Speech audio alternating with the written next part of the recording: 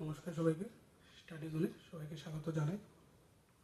এবার আমরা 8.1 এক্সারসাইজ 8.1 3 নম্বর কোয়েশ্চনটা সমাধান করব। এখানে দেওয়া আছে যদি sin a ইকুয়াল টু 3/4 হয় তবে cos a এবং tan a নির্ণয় করো। আচ্ছা, যদি আমরা কোয়েশ্চন নাম্বার 1 এবং 2 দেখি তাহলে এখানে দেওয়া আছে 1 এবং 2তে আমাদের বাহুর মান দেওয়া আছে, এখানে বাহুর মান দেওয়া নেই। এখানে ফ্র্যাকশন দেওয়া আছে sin a ইকুয়াল টু 3/4। আচ্ছা দেখো, আমরা sin a দেওয়া আছে sin a equal to 3/4।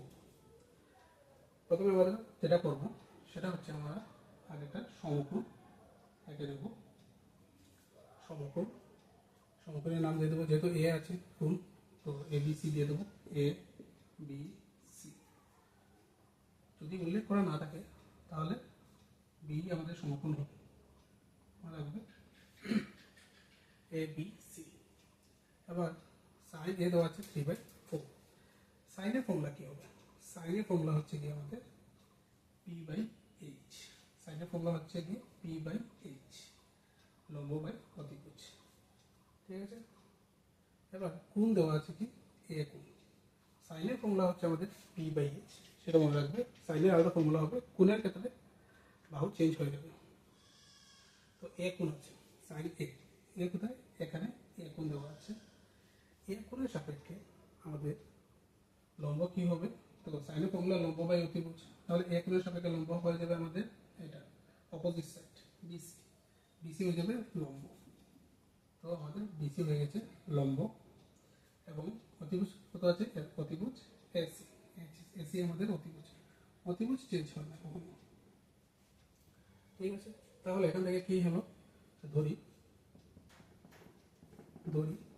BC equal to 3k এবং এসি ইকুয়াল টু 4k।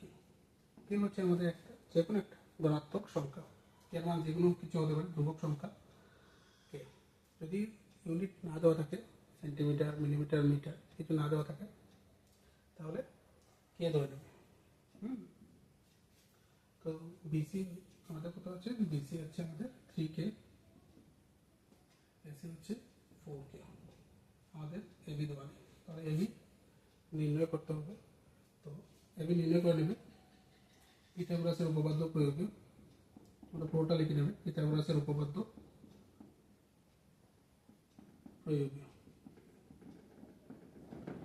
এখানে কি দেওয়া আছে?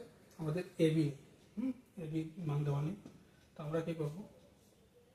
অতিভুজ থেকে লম্ব মাইনাস করে নেব। তাহলে এবি স্কোয়ার ইকুয়াল টু কি হবে?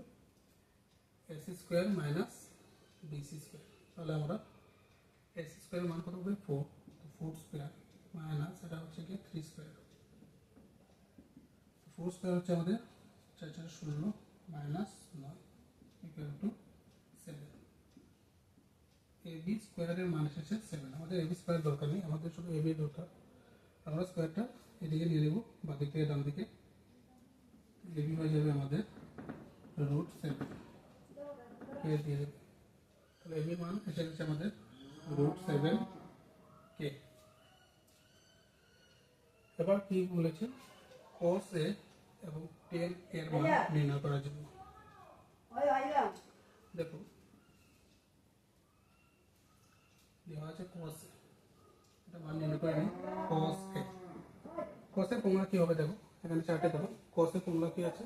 b/h, মানে ভূমি বাই অতিভুজ। আচ্ছা, b/h কোন কোন দেওয়া আছে? বা cos এর ফর্মুলা b/h, কোন দেওয়া আছে? এর সাপেক্ষে আমাদের ভূমি কি হবে? দেখো এখানে এখন দেওয়া আছে এর সাপেক্ষে ভূমি কি হবে? এর সাপেক্ষে ভূমি হয়ে যাবে এবি এবং অতিভুজ এসি। এবার এবির মান কত?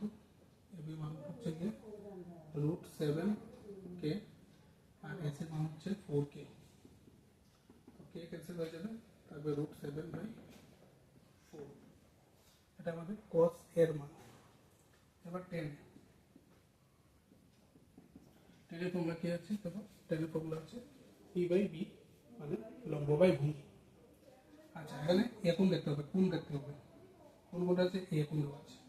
এ কোণের সাপেক্ষে লম্ব কি হয়ে যাবে? এ কোণের সাপেক্ষে এ কোণের সাপেক্ষে এ কোণের সাপেক্ষে লম্ব হবে বিসি। এ কোণের সাপেক্ষে লম্ব হবে বিসি। তো বিসি আমাদের লম্ব এবং ভূমি হয়ে যাবে এবি। আর বিসির মান কত? বিসি মান দেওয়া আছে 3K এবং এবি দেওয়া আছে √7K। তাহলে কি থাকলো? 3/√7। তাহলে এটাই আমাদের আনসার। তাহলে আশা করি বুঝতে পেরেছো। কোয়েশ্চেন নাম্বার 3 এটা একটা স্ক্রিনশট নিয়ে নাও।